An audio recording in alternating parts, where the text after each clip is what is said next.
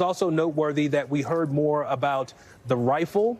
We talk about motive in a case like this, and obviously the governor said that in conversations that Robinson had with other people, he talked about why he did not like Charlie Kirk. And on the rifle, on a casing, on a bullet casing from the rifle that was used here, they found an inscription that read, "Hey, fascist, catch." So that gives you some indication about where law enforcement is going in terms of developing a motivation for this attack on Charlie Kirk here at Utah Valley University. Anna. Brandy Sadrozny, you are looking into more on what could potentially be the meaning in some of what they've described on these bullet casings. What are you learning? Well, we're learning that Tyler Robinson speaks in internet speak. And so it's hard to say when someone is speaking in internet speak whether they're being truly that's what they mean, or whether they're trolling, or whether they're sort of pretending to be something else. So all this with a grain of salt. But the bullet casings, one of the engravings was notices bulges, what's this? Again, that's an internet joke. It's a meme. It's about, you know, gay, trans people. So that is probably what the Wall Street Journal reporting, saying that they had pro-trans messaging was probably about. And then it said, "Hey, fascist, catch," and then it had some up-down arrows, and that is from a video game. It's for an attack that means like total destruction.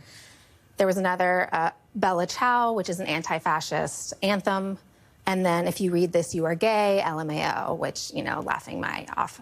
So, again, it's hard to say what it means so far. They said, you know, come to your own conclusions, and I think you kind of can. But for the moment, we just have to be very, very careful. So all that we know, again, Robinson, we haven't found any of his internet profiles. He was on Discord, which, again, he's 20-something years old. This is a child of the internet. He's on the internet. He's clearly of the internet, but where he existed on the internet, we just don't know yet.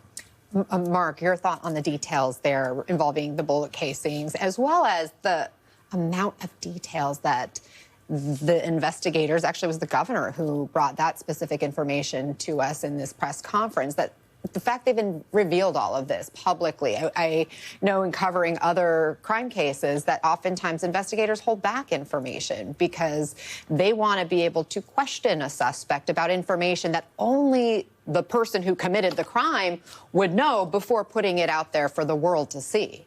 I think it's very safe to say investigators have a lot of information. This is what they revealed. But Anna, no doubt, they held back a lot for this case because, as you said, when they sit down and have that conversation with Robinson, if it's not been had already, they want to hold some of the cards. They want to keep some surprises that they don't release to the public.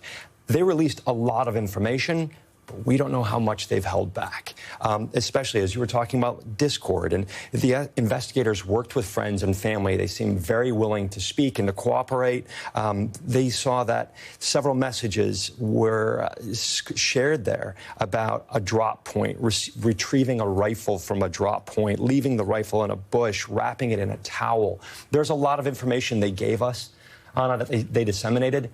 But at this point, we don't know how much they're holding back on.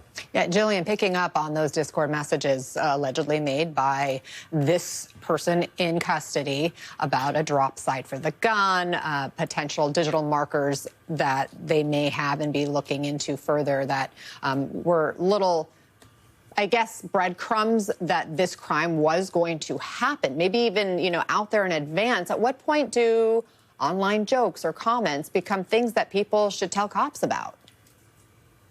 Well, since, as you said earlier, we don't know the timeline, we don't know when the suspect was, you know, giving this information or speaking on it on social media sites or on Discord, we can't say with certainty how long this has been in the planning stages, but just due to the highly organized behavior and now knowing that he wasn't even a student at UVU, there was some measures of counter surveillance he had to undertake to be able to identify the rooftop that was going to be his vantage point. And, you know, again, taking a lot of planning, a lot of time. But I think law enforcement will really be looking into any formal social media communications that he has had. They were going to scour his personal and his public profiles. They're going to talk to everyone that he's ever spoken with through any of these social media sites. I, not being a child of social media because I'm older, all of these new, almost black market style websites and online sources, the law enforcement is really going to have to dig in, and they're going to need the help of the FBI because they do have the highly trained officers to be able to get to these more darker websites. And Vaughn, it was the president who actually broke the news almost casually in an interview with Fox News this morning. What do we know about the sequence of events in the White House? President Trump said he learned just before sitting down for that Fox interview. Right. This is somebody who had a vested interest in this case. He and his family very close to Charlie Kirk, a long history with him. Of course, he announced his death 2 days ago. This is a moment here where Kash Patel and Dan Bongino, the number 1 and number 2 at FBI, went out themselves there to Utah for this investigation. The president this morning went on to Fox and Friends programming and said that he had been given word just 5 minutes before that the man, this 22-year-old, was now in custody, essentially breaking the news to the country that he had been caught. But I want to say here, coming out of those remarks there from Governor Spencer Cox, Anna, that this is the Utah governor who struck a very, very keen message towards the way that the country moves forward from here. And for anybody that did not hear that speech, I would recommend you go listen to it in full, those remarks. He said, in part, history will dictate if this is a turning point for our country, but every single one of us gets to choose right now if this is a turning point for us. He went on to say, forgiveness is the attribute of the strong. The only way out of the labyrinth of suffering is to forgive. Always forgive your enemies. Nothing annoys them so much.